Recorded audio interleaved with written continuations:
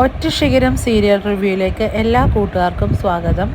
അങ്ങനെ മീനാക്ഷിയെ കാണാനായിട്ട് മുകുന്ദൻ മേനോന് ഹോസ്പിറ്റലിൽ എത്തുന്നുണ്ട്.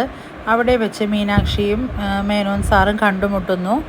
മേനോൻ സാറ് പറയുന്നുണ്ട്, മീനാക്ഷിയോട് എന്തൊക്കെയോ ചോദിക്കണമെന്ന് വിചാരിച്ചാണ് ഞാൻ വിളിച്ചത്.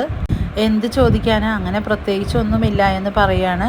മീനാക്ഷി ചോദിക്കുന്നുണ്ട്, സാറ് ബാംഗ്ലൂരിൽ നിന്ന് എപ്പോഴാണ് വന്നതെന്ന് ചോദിക്കുമ്പോൾ മേനോൻ സാറ് പറയുന്നുണ്ട്, ഞാൻ വന്നിട്ട് 2 ദിവസമായി.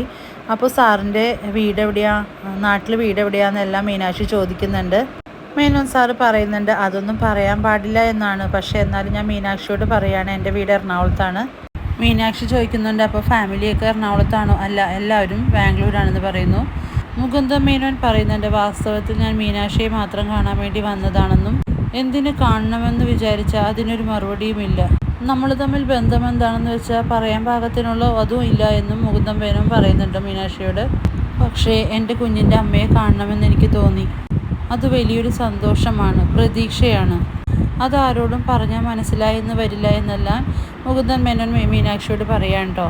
മീനാക്ഷി ഹാപ്പി അല്ലേ? എപ്പോഴും ചോദിക്കുന്ന ചോദ്യമാണ് കേട്ടോ ഞാൻ. മീനാക്ഷി പറയുന്നുണ്ട്, എനിക്കൊരു കുഴപ്പവുമില്ല സാറെന്ന് പറയുന്നു. ആ സമയം മുകുന്ദൻ മേനോൻ പറയുന്നുണ്ട്, മീനാക്ഷി ഹാപ്പി ആയാൽ എൻ്റെ കുഞ്ഞും ഹാപ്പി ആയിരിക്കും. ഈ വയറിനുള്ളിൽ അത് സന്തോഷമായിട്ട് കിടക്കുന്നുണ്ടല്ലോ. അപ്പോൾ മീനാക്ഷി ചോദിക്കുന്നുണ്ട്, ആൺകുട്ടിയാണോ പെൺകുട്ടിയാണോ സാറ് പ്രതീക്ഷിക്കുന്നതെന്ന് ചോദിക്കുന്നു. എന്തായാലും ഒരു പോരായ്മയില്ല, ഞാൻ അങ്ങനെ വേർതിരിച്ച് കാണുന്നുമില്ല. എൻ്റെ കുഞ്ഞ് തന്നെയല്ലേ അത്, ദൈവം തരുന്നതല്ലേ നമുക്ക്. പിന്നെ ഇപ്പോൾ ദൈവം അയച്ച ഒരു ദേവതയാണ് മീനാക്ഷി എന്ന് മുകുന്ദൻ മേനോൻ പറയാൻ കേട്ടോ.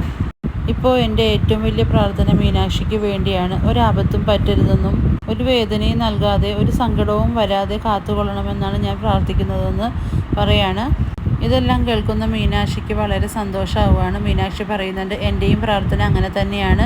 ഈ കുഞ്ഞിന് ഒരു കുഴപ്പവും കൂടാണ്ട് സാറിൻ്റെ കയ്യിൽ ഏൽപ്പിക്കണമെന്നാണ് ഞാനും പ്രാർത്ഥിക്കുന്നതെന്ന് പറയുമ്പോൾ മുകുന്ദൻ മേനോനും വളരെ സന്തോഷമാവുന്നുണ്ട് കേട്ടോ.